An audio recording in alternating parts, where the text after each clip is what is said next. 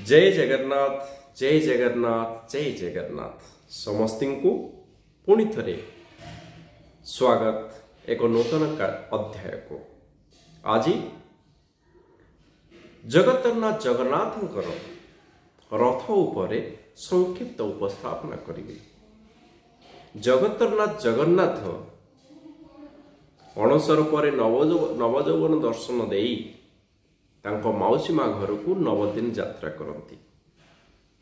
9 दिन जो यात्रा करेंगे श्रीमंदिर गुंडीचा मंदिर को जो थे यात्रा करेंगे से यात्रार ना आम श्री गुंडीचा यात्रा कहचे। से जो यात्रा करेंगे कौन यात्रा करेंगे रथरे यात्रा करेंगे। ताहले तांको रथ केमिति तैयारी हुए, रथरे केतोटी चक थाए, रथर उच्चता केते, रथरे केते खंड काठ लगी थाए, रथर रक्षक किए, ये सब भितर संक्षिप्त मु आपण पाखरे उपस्थापना करुछि। तो प्रथमे मो जगतरनाथ जगन्नाथ रथर ना होछि नंदीघोष रथ।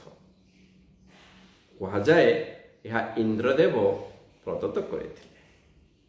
आ रथरे समुदाय 832 खंड काठ लागे। यार उच्चता रथर उच्चता होछि 33 हाथ 5 आंगुल। आ रथर चक संख्या होछि 16।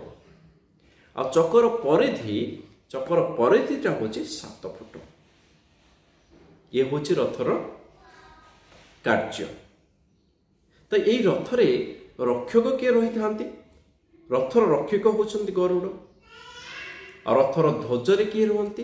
रथर ध्वजरे रुहंती हनुमान। आ रथर द्वारपाल किए? जय विजय।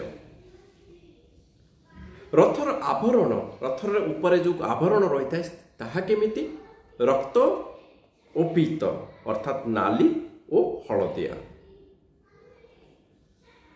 पार्श्वदेवता किए किए थांती? रथरे 9 जन पार्श्वदेवता थांती।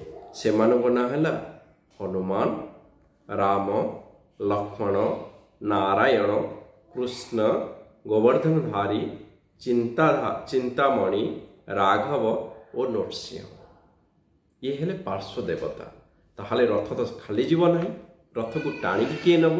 रथ को घोड़ा टाणिकी नेकी जीव। ताले घोड़ा नाम मान कौन? रथरे 4टी घोड़ा थांती। कौन होची? बलाहक, शंख, श्वेत, हरिद्वेष।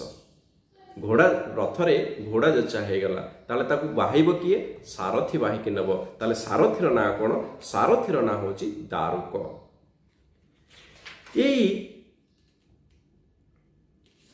ये रथरे चारिपटरे ऋषिपटरे केउ केउ ऋषि रही थांती? ऋषिपटरे थांती नारद, देवल, व्यास, शुक, पराशर, वशिष्ठ, विश्वामित्र, रुद्र। ये होछंती ऋषिर पटारे यही सब ऋषि रही थांती। ताहले ये होछि मो जगन्नाथ रथर संक्षिप्त अभाव रे आपन को उपस्थापना कली। जदि आपन को भलो लागे निश्चित भाव में गोटे छोट मतामत देवे। पुणी आगामी रे आमे बलभद्र रथों उपरे संक्षिप्त उपस्थापना करेंगे।